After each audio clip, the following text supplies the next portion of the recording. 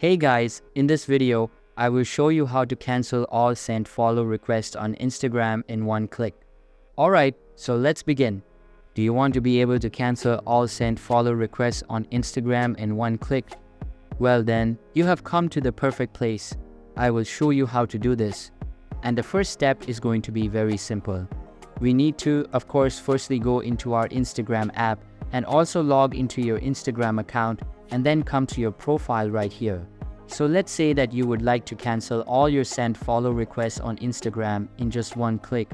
Well then, actually, we need help from Instagram themselves so that we can actually do this.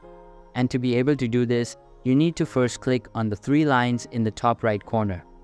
Now, just scroll down in here, keep scrolling down until you can see where it says help.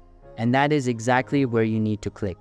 So click on help, now report a problem, then once again, click on report a problem, then click on include and continue, and then you should be taken to this page as you can see.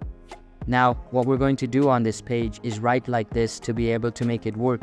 So write like this: I want to be able to cancel all my sent follow requests on my Instagram account. Please help me with this. So write exactly like this to send to their support.